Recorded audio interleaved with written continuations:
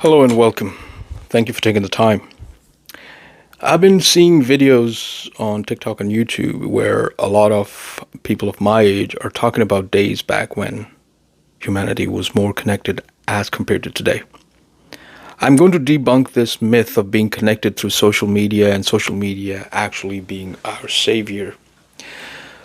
There are good things and there are bad things, but let's delve into it. So, if you like what you see, please do subscribe and like and follow on TikTok as well, wherever you're watching this.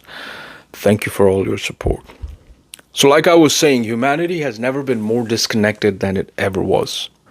In the past, when the internet was only available to a few, and also you had friends where you would go out with them, you would be with them actually, where you would go out to play or you would spend day out, you'd be close to nature, and vice versa.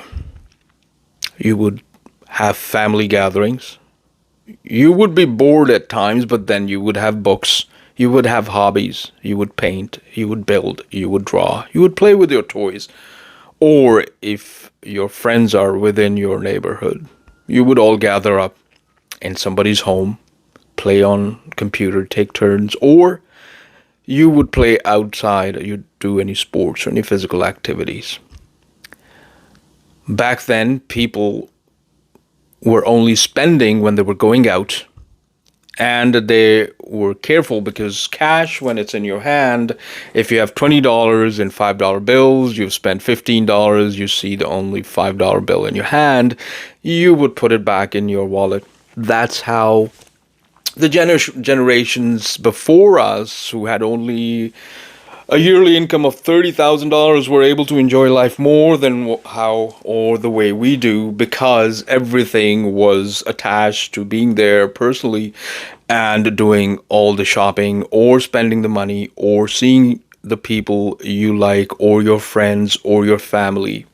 Everything required your presence. Back then, savings, affordability, all of that was attached to your habit of spending.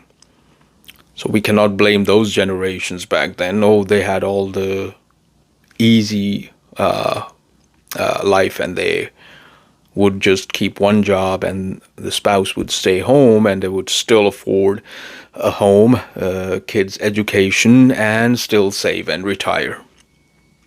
That was back then because the business model was more attached to the person rather than the gadgets around that person. Fast forward to today's date, all of this thing, your life, is in this screen that you're watching right now. From your banking, investment, reading, writing, communicating, shopping, everything is within here. It's in this thing that you're looking at right now, your cell phone. You can order food, or you can order your car, you can buy from a needle to an airplane right at the comfort of your home. You don't need to get out. Your friends are in your ears. They're not before you, or you're seeing them on here on the camera. That's what social media is doing, because you're social. You're able to communicate with more people around the world, but that's virtual. So with the advent of technology in the history, this has always been a hard and fast rule. Whenever technology advances, you think your life becomes easier. No, it goes the opposite way. Till it comes to the brink that it literally wipes you out. And that's what has happened to the past civilizations that were at the peak of their technology. We haven't even reached halfway yet. And yet here we are, blaming the generations before us, not realizing that the few who control this world now control us through this. They control our finances, they control our movements, they can lock us down, they can tell us what to buy, they can tell us what to eat, they can tell us how many kids to have, and they can control our kids as well, because when you're sitting for dinner, most likely everybody's on their own devices. from a 5-year-old to a 60-year-old.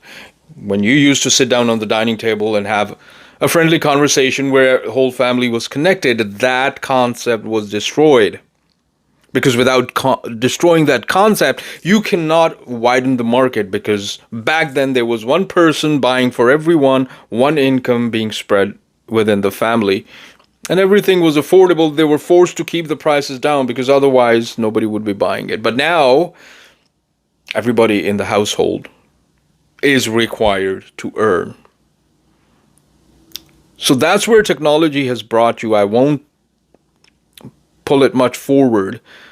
You're getting what I mean. So what we call development is actually going downhill.